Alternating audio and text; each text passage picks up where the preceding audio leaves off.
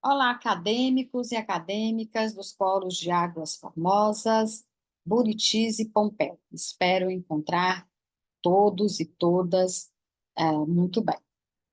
Como eu havia falado já na nossa aula passada, né, esta seria a nossa aula para falar sobre as revoltas. Então, a gente vai falar sobre as revoltas, né, os conflitos que aconteceram na colônia durante o século XVIII, um pouquinho antes também, vamos voltar um pouco antes, e vamos especificamente falar sobre as revoltas que aconteceram na capitania de Minas Gerais, né, que estava então se formando naquele momento com a descoberta do ouro. Em uma próxima aula, nós falaremos sobre a Inconfidência Mineira, tá? Então, bora para a aula, né? Então, vamos lá. É, o nosso objetivo aqui é compreender os movimentos e revoltas do século XVIII na colônia, tá? E especificamente em Minas Gerais. Então, vamos começar com a Revolta da Cachaça. A Revolta da Cachaça aconteceu no Rio de Janeiro, entre 1660 e 1661, né? E ela acontece por conta das altas taxas, né?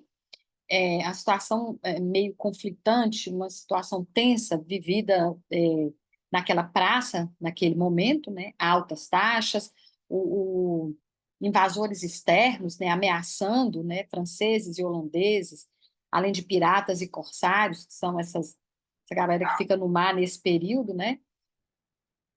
Buscando terras, né? Para invadir. Então, o Rio de Janeiro passava, né, por um período de constante ameaça de invasores externos. E, além dessas altas taxas, a gente tinha aí também uma revolta contra a política fiscal do governador, principalmente contra a proibição da produção de aguardente, né, e limitação da exportação desse aguardente, que favorecia o consumo de vinhos da metrópole. Então, a coroa portuguesa, ela está aí é, tentando proibir a produção de cachaça, né, e incentivar o consumo de vinhos. Isso não deu certo. A galera que não gostou disso, né? Então, a gente tem aí, durante 5 meses, né, a vida política e administrativa do Rio de Janeiro seguindo, né, governada por colonos amotinados que se empenharam em viabilizar um programa próprio de gestão, tá? Perdão, esqueci de falar entre aspas, né? Essa citação aqui, ela foi tirada na íntegra do livro Brasil, uma biografia, no capítulo que é destinado às revoltas. As autoras são a Lília Schwartz e a Heloísa Starr. Continuando, eles realizaram novas eleições para cargos camarários, estendendo os critérios de qualificação de eleitores a todo o recôncavo fluminense, né, com o propósito de incluir os proprietários de terras, aqueles que moravam nas regiões do Rio de Janeiro, nesse processo eleitoral. Até então, esse processo era restrito aos privilegiados colonos estabelecidos na área urbana. Então, durante 5 meses, eles tomaram conta, né, e organizaram, né, um governo próprio. Essa situação, né, vai provocar ali uma calamidade, né, que vai ser traduzida numa austeridade administrativa, com cobranças de impostos dos colonos, alta taxa de mortalidade entre os escravizados por conta da varíola. Então, era uma situação que estava tomando conta do Rio de Janeiro e meio sem controle, né? Tinha também o desabastecimento de açúcar, né? E em 1660, né, as autoras colocam que o Rio de Janeiro estava falido.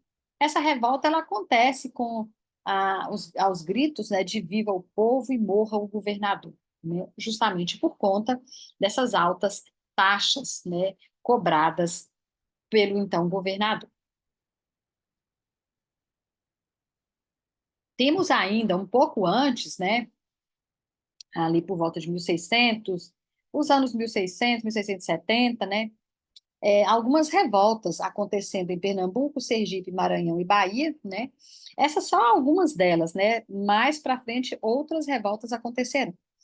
E essas revoltas aqui, elas têm muito essa tônica aí da alta, né, de impostos, da cobrança de altos impostos, né, de altas taxas, né, corrupção. Então, no caso de Pernambuco, a prisão de Jerônimo de Mendonça Furtado, que era governador, né? Ele foi preso por corrupção, ele era acusado de executar dívidas, sequestrar bens, proteger devedores da Fazenda Real, quebrar imunidades eclesiásticas, prender e soltar pessoas, tudo isso em troca de propina, né? Em Sergipe, temos a expulsão de Joaquim Antônio Monteiro Correia, né, que era o capitão Mó. Ele foi expulso da localidade por corrupção e altos tributos. No Maranhão, a gente tem a revolta dos irmãos Beckman, né? Eles tinham como objetivo destituir o governo e extinguir a Companhia de Comércio do Maranhão e Grão-Pará. Essa revolta ela vai durar um ano e vai terminar com o enforcamento dos líderes, né, dos dois irmãos. Na Bahia, a gente tem a figura do Maneta, né, que era um comerciante contrabandista, né, com o nome de João de Figueiredo da Costa, conhecido também como a Revolta do Sal. O objetivo era reduzir os preços do sal, né, e a supressão das novas taxas sobre o valor das mercadorias importadas e também sobre o valor dos escravos, né. Então, essas revoltas aconteceram, né, aí no século XVI, não, século XVII, perdão. A, a gente tem ali no finalzinho do século XVII, a descoberta do ouro, né? Essa descoberta do ouro, ela vai acontecer bem no finalzinho, 1695, por aí, né? A partir de 1690. E a gente tem uma descoberta do ouro, né? Que ela vai ocasionar uma transformação nesse lugar, que hoje é o estado de Minas Gerais, muito grande, tá? Porque quem vai vir para cá, né, são pessoas dos mais variados lugares, né? De outros lugares de outros lugares, né, dos estados do que formavam o Brasil, né, a América Portuguesa naquele momento, né? Aí, principalmente São Paulo, Rio de Janeiro e Bahia, tá? E eles vão vir de Portugal também, tá? As Minas, né, pessoal, as Minas formaram aí uma sociedade muito dinâmica, muito diversificada, complexa, né? E ela passou a ser um lugar central nas articulações políticas aí da coroa portuguesa, né? Porque era aquilo que os portugueses queriam e almejavam há muito tempo, né? Então, eles, né, estavam ansiosos, esperando que o ouro, o metal precioso, fosse descoberto aqui, né?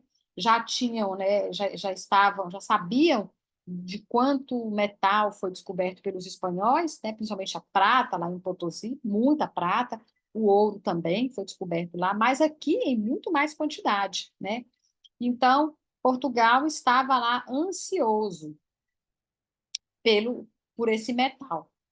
E essa sociedade que se forma aqui nesse lugar, né, por conta desse metal precioso, ela vai ser uma sociedade que vai se adaptar, ela vai se formar e vai se apresentar de maneira muito diversa, muito plural, né? Ela não é um espelho da sociedade do reino, não, ela não traz tudo que acontece no reino acontece aqui, não, né? As leis, elas vêm de Portugal para cá, mas elas são adaptadas, né? As leis, elas são vivas. Elas precisam se adaptar às necessidades daquele momento, né? Porque muita coisa as pessoas não sabiam como lidar, aqueles que estavam à frente, os administradores, os governadores, né? Eles estavam à frente, eles não sabiam como lidar ou precisavam do aval. Já imaginou? Escreve para Portugal, daí 3 meses vem a notícia. Então, muita coisa precisou ser resolvida aqui no calor do momento, né? Então, esses administradores, eles tinham dificuldade em controlar uma população que era dinâmica, fluida, indefinida socialmente, né? As minas, elas se estabeleceram, por uma violência pessoal e interpessoal muito grande, né? Então, essa violência marcava a vida aqui, né? E é um período também que vai sendo de afirmação e consolidação do poder real, mas de maneira bem lenta, né? O século XVIII, tá? Então, as pessoas, elas vão se voltar muito contra os governadores, contra os administradores, mas vão poupar o rei, né? A gente vai ver mais lá na frente. Então, nessas minas, a gente tem um contrabando muito grande, a gente tem um custo de vida muito alto, a gente tem uma violência ímpar, né? Muito violenta a sociedade, tá? Esse alto custo de vida, né? Porque as negociações, aqui as compras, elas eram feitas com moeda, né? Que se usava em outros lugares, mas também com ouro, né? E esse ouro é o que ditava, né? Então, assim, a autora menciona, quando vai tratar da questão da mineração, a Lilia Schwartz e a Louise Starling, que o custo de vida que era tão alto que a gente tinha uma discrepância dos valores daqui para o Rio de Janeiro enorme. Por exemplo, um quilo de farinha, ou uma medida de farinha, né? Porque não era quilo, eles tinham outra forma de medir, né? A farinha custava 10, vamos imaginar assim. Lá no Rio de Janeiro, lá aqui nas Minas era 1.000, né? Então, é uma discrepância muito grande. Por quê? Por conta do ouro, né? E naquele texto que a gente viu, as transformações do Fragoso, as transformações do século XVIII, também mostra como que a sociedade ela tornou-se mais dinâmica, né? Com a descoberta do ouro, porque muitas pessoas vieram para cá, muitos escravizados vieram para cá, né? E isso tudo vai trazer a necessidade de ter vilas, de ter lugares para essas pessoas se abrigarem, né, no caso dos viajantes, e também para plantar itens de abastecimento, né? Plantar coisas para comer. Mas isso não significou uma sociedade livre de crises, né? Existiu uma grande crise, né, por falta de itens de abastecimento, e as pessoas, né, se deram conta de que elas não podiam comer ouro, né? Então, faltou alimentos, né, em um determinado momento, a ponto dessas pessoas comerem insetos, comerem ratos, comerem cachorros, né, comerem tudo que podia, né? Larvas de bambu, né? Larvas de bambu, que era uma coisa que no interior, né, as pessoas comiam, né? Eles, assim, eu tenho relatos de pessoas que comiam, né? Faziam vitamina disso. Relatos recentes, né, pessoal? Ah, mas teve essa crise aqui neste momento, né? Mas a partir daí começou-se, né, a plantar, né, itens de subsistência. Nós temos aí muitos escravizados, né? Os escravizados eles eram os desclassificados do ouro, aquelas pessoas que estavam à margem, né, da sociedade mineradora, né? E dentre eles a gente tem as negras de tabuleiro, que elas vão manter uma relação de solidariedade com os quilombos e elas vão acolher é, escravos fugidos, né, pessoas escravizadas que fugiam, e elas repassavam informações também, tá? Porque o contrabando era muito grande, tá? Nós temos a prática do contrabando muito grande aqui, tá? Então, a gente tem muito ouro saindo daqui, uma quantidade enorme de ouro, que vai para Portugal, de Portugal vai para a Inglaterra, mas a gente tem uma quantidade enorme que é contrabandeada também, tá? Que são os descaminhos do ouro, né? Que a Laura de Mello Souza chama no seu livro Desclassificados do Ouro. Então, essa descoberta do ouro traz essa dinâmica nova para a sociedade, que vai se transformando, vai criando vilas e arraiais, né? Vai recebendo pessoas de todos os lugares. Então, conflitos vão acontecer, tá? Por motivos variados. Em Minas Gerais, a gente vai ter, primeiramente, a Guerra dos Emboabas, depois a gente tem um conflito muito grande, né? Que é na verdade, nem chegou a ser um conflito, né? A gente tem aí a Inconfidência Mineira, tá? Que vai causar um rebuliço muito grande, tá? Essa, esses conflitos que tem, né, por conta do ouro, né, eles vão acontecer durante o século XVIII, né, por vários motivos, né, por motivos variados, né, mas envolve, né, dois que a gente vai tratar aqui, envolvem diretamente o ouro, a Inconfidência Mineira também, né. Então, a gente tem abuso de poder das autoridades da metrópole, a gente tem contra, né, pessoas se levantando contra a fiscalização, contra os contratadores e os atravessadores. Então, o século XVIII em Minas Gerais, que é um momento, é importante dizer aqui, que o século XVIII é um momento que a história de Minas é a história do Brasil, né? Então, o século XVIII é o momento da descoberta do ouro, de tudo aquilo que acontece aqui. Então, é muita coisa que a gente estuda em sala de aula, né? E Minas, aquilo que acontece em Minas está acontecendo no Brasil, porque a descoberta do ouro vai fazer com que a coroa portuguesa olhe para essa nova capitania, né, com outros olhares, com outro olhar, né? Então, entre ali todo o século XVIII, anos de 1701 a 1800, a gente tem, né, os paulistas, que são os descobridores do ouro, né? Eles se sentiram lesados pela coroa portuguesa porque a coroa não estava cumprindo o prometido. Então, esses descobridores do ouro aqui, que são os paulistas, eles são os bandeirantes também, tá? Os bandeirantes, eles são aquelas pessoas que vão adentrar o interior, né? Através das bandeiras, são grupos de pessoas, né, e que vão formar várias cidades em Minas Gerais, né.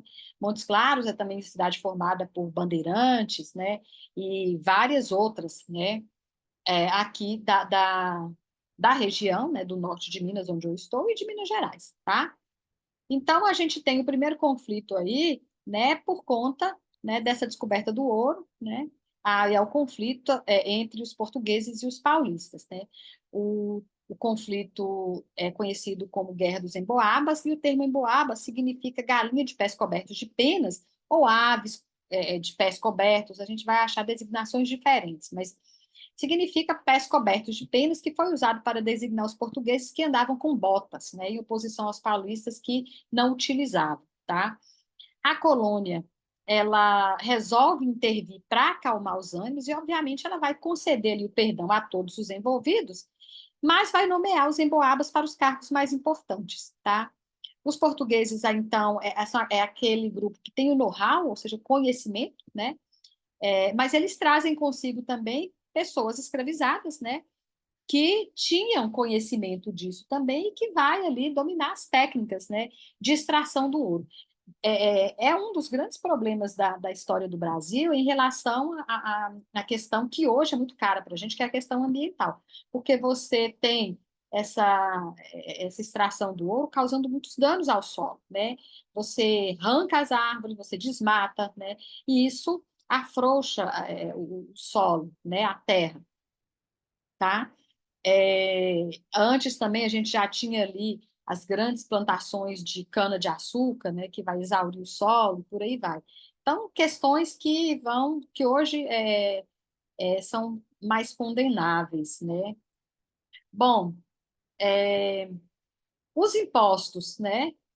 A partir de 1700, o ouro começou a ser tributado pela regra do quinto, né? A dedução da quinta parte do valor do ouro obtido. A gente tem muita sonegação, a gente tem o Estado tentando, a coroa portuguesa, né, tentando ali controlar essa sonegação, criando a intendência do ouro, né, nomeando os cobradores do quinto, né, catalogando, registrando, né, os caminhos de saída desse ouro, né. Ao longo dos anos, isso foi modificando, né, e ampliando as formas de cobrar os impostos. Mas a gente tem todas essas ações do Estado para tentar controlar. Aqui, a cidade, né, que se formou a partir da mineração, que é Ouro Preto, né, aqui em Minas Gerais, uma cidade que vale a pena conhecer, tá, gente? Onde várias coisas assim, importantes aconteceram, a gente tem construções, né, que relembram e remontam a esse período. A Inconfidência Mineira, ela acontece, né, em 1789 e ela é no mesmo ano da Revolução Francesa, né, que vocês ainda vão estudar. Mas ela antecede a Revolução Francesa, ela não é depois, tá? Mas ela não é influenciada pela Revolução Francesa, ela é influenciada pela independência das 13 colônias do Norte e pelas ideias iluministas, né? Que chegam em Portugal de forma bem já as luzes esmaecidas, né? Elas chegam bem fracas lá, as ideias iluministas, né? Mas é influenciada pela independência dos Estados Unidos, e a gente tem ali um grupo de pessoas que vão se organizar, que vão conspirar contra a colônia. são cônegos eruditos, padres, poetas, médicos, engenheiros, né, filósofos, militares de várias patentes, pessoas que fazem parte da elite econômica, homens de negócio, fazendeiros, comerciantes, emprestadores de dinheiro, né, agiotas, contratadores, são pessoas que deviam impostos à coroa portuguesa, e por isso que eles estão conspirando, né? Não se tem uma data precisa de quando ela começou a ser orquestrada. Então, alguns autores, como a Lilia Schwartz e um outro também, que é o João Pinto Furtado, eles vão colocar que a partir de 1700, a partir do início dos anos 1780, esse pessoal, eles estão em Coimbra, né? Eles estão estudando, eles estão na Europa, e eles juram lealdade à colônia, né?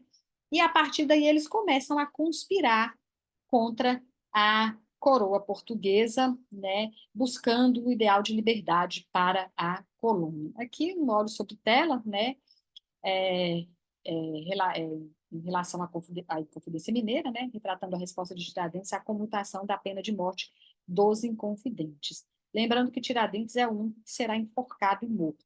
Os outros serão, né, degredados, presos.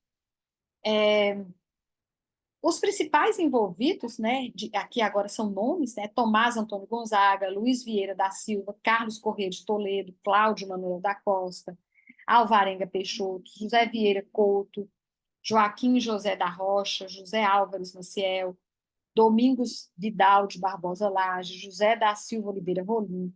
Então, eram membros do grupo que tinham laços familiares, laços de amizade, né, e laços econômicos. Eles, né, deviam muito para a coroa. E qual é o gatilho da Inconfidência Mineira? Tá? A gente tem aí questões político-administrativas, né, questões de cunho econômico também e cultural. A extração do ouro estava caindo, né? A gente tem o ouro começa lá no final do século XVII, né? E entra o século XVIII, ele vai fazendo uma curva, né, grande, né? Vai subindo, subindo, subindo. Quando chega em 1750 é o ápice da extração do ouro. 1750 é quando se extrai mais ouro. A partir daí, a extração do ouro vai caindo.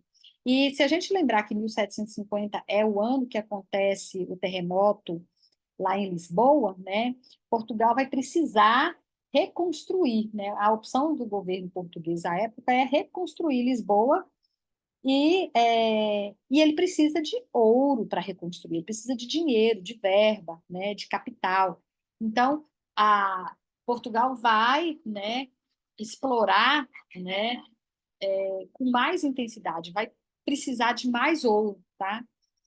Essa extração começou a cair depois de 1750, né, porque foi muito ouro que foi extraído daqui, mas a metrópole, a coroa portuguesa, não pensou uma outra forma de explorar economicamente a região. Temos aí um desastre político da administração de Cunha Menezes e a instrução para a cobrança da derrama. A derrama seria a cobrança de todos os impostos atrasados, né? E aí eles pretendiam anular todos os contratos dos mineiros e restringir o acesso da elite local a postos da administração régia. Então, isso foi isso é parte das questões, né, de cunho administrativo, econômico e cultural que possibilitaram a Inconfidência Mineira. Ela começou a ser orquestrada, segundo a Lília, né, nos anos de 1780, como eu mencionei, né, entre 781 e 1788, né, e 1781 foi o ano que os estudantes da América Portuguesa, em Coimbra, juraram dedicação à soberania da colônia, e eles foram trabalhar nesse sentido, né. Esse projeto vai emergir a partir de meados da década de 1780 como uma república florente, tá?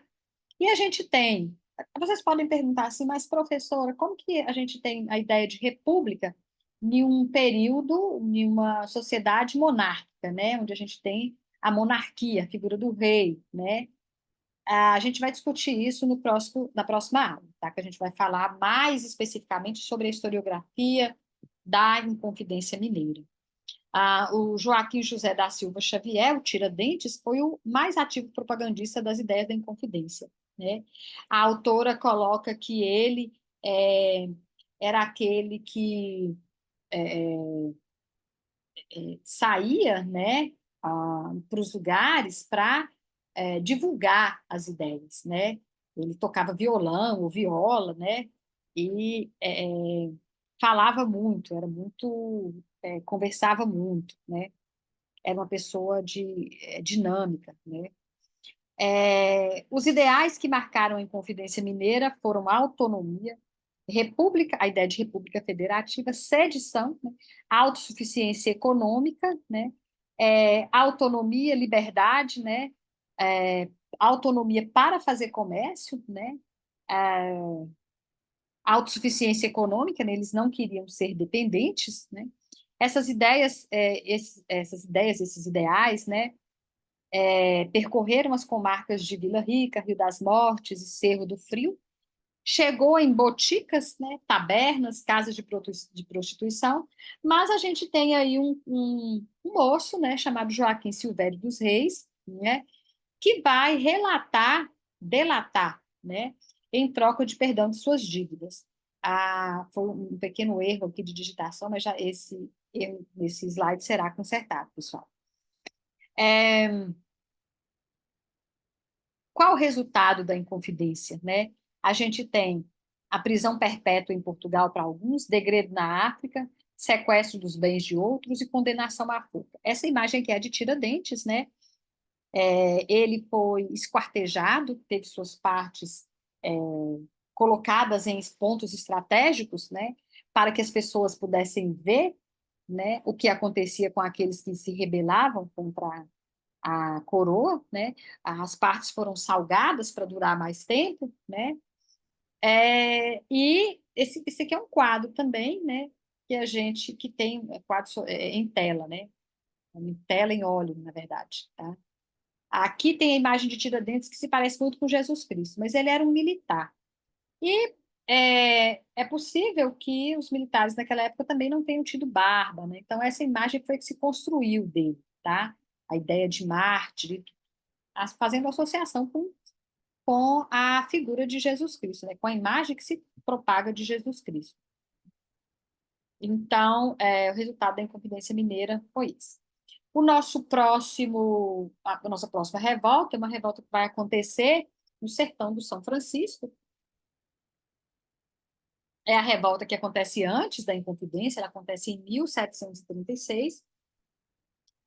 E a gente tem ela vai acontecer no noroeste de Minas, né, no sertão de São Francisco, onde compreende ali os arraiais de Manga, São Romão, Brejo do Salgado, que hoje é Januária, né, Barra do Rio das Velhas, que hoje é Guaicuí, Capela das Almas, né, e outros.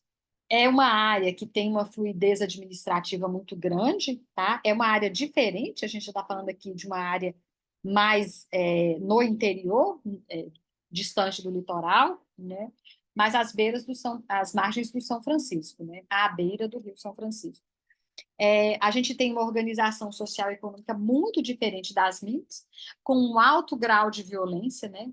E com muita determinação de quem estava participando dessa revolta. E por que ela acontece? Né? Porque a gente tem uma alteração do sistema de cobrança do quinto, em 1735. E essa cobrança ela é estendida às praças, né, do sertão de São Francisco. Então, a gente tem motins em Capela das Almas, que é Barra do Rio das Velhas, na fazenda de Montes Claros, né? E no Brejo do Salgado, em São Romão. Tá? Há uma tentativa por parte daqueles que se rebelam, né, de invadir as minas, né? Temos prisões, temos um radicalismo muito forte, né? Uma crítica severa ao rei, eles mudam o Pai Nosso, eles criam um Pai Nosso próprio, né? Vou postar isso para vocês também. E a gente tem, a partir desses motins do São Francisco, um reordenamento dos poderes no sertão. Então, a gente tem fazendeiros com patentes militares, tá? Isso é o que vai lá na frente, né, dar continuidade para aquela ideia de coronelismo, tá? Esses potentados, né, que se formam aí, né, esses fazendeiros que passam a ter patentes militares, eles têm a conivência do Estado. O Estado vai ser conivente com eles, né, porque quem vai reordenar essas questões aqui é o Estado, né, e vai aceitar, né, já que ele não está aqui, ele coloca alguém ali, né, aqueles que têm mais capital, poder político, poder pessoal, né, para organizar tudo, tá? Então, esses são os motins, pessoal.